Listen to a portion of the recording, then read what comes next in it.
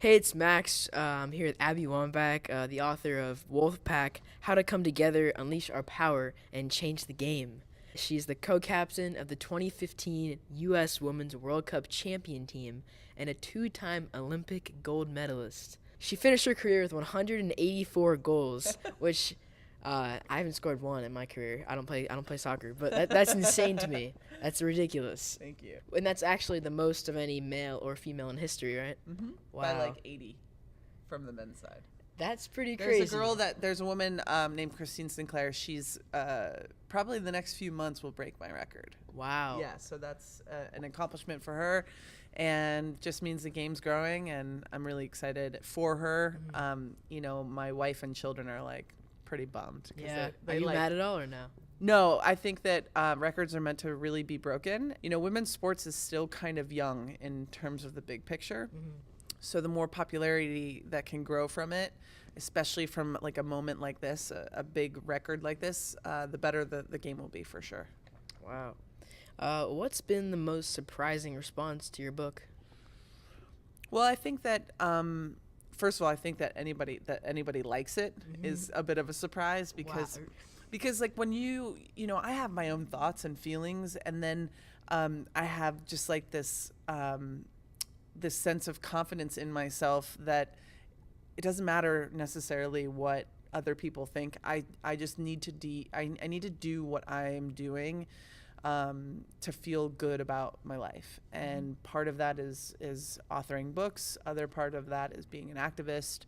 I have my own company. So for me, the fact that people actually are enjoying this book is amazing, and it's such an honor. But it also speaks to how important this time is that we're in now, and how important your generation and the responsibility you guys have in terms of taking us into the future. Because, like, as all adults say, you are the future. That kind of scares me. If you could give your high school self one piece of advice looking back, what would it be?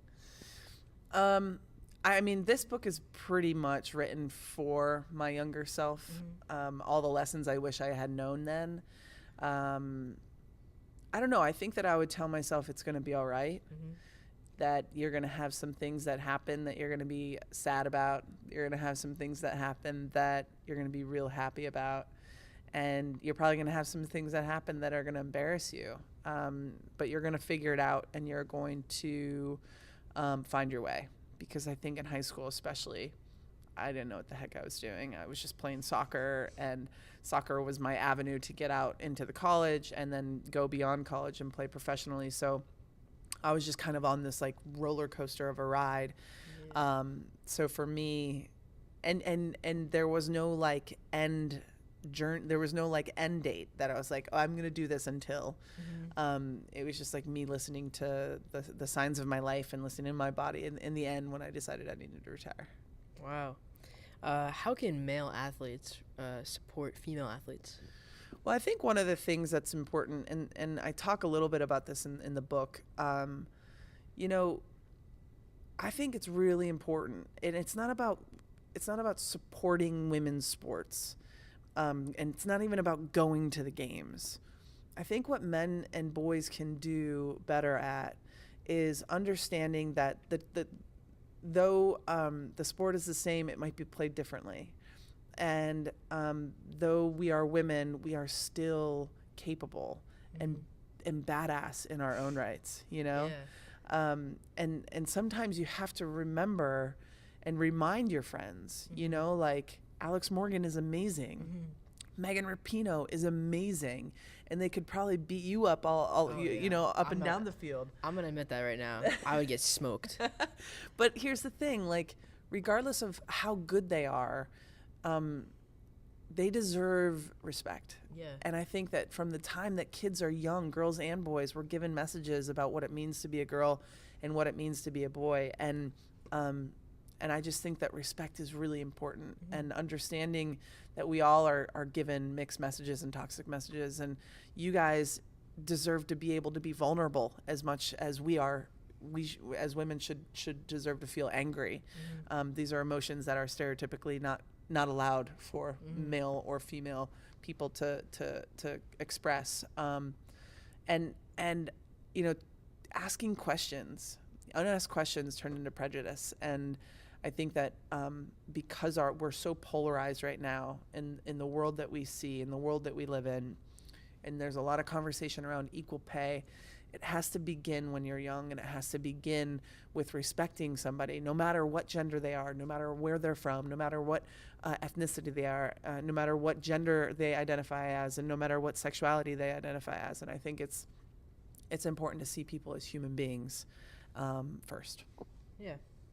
Let's Makes see. sense. Yeah, definitely it makes sense. So, Abby, I now have some rapid fire for you. I like rapid fire. Let's go. Rapid fire is what I do. Okay.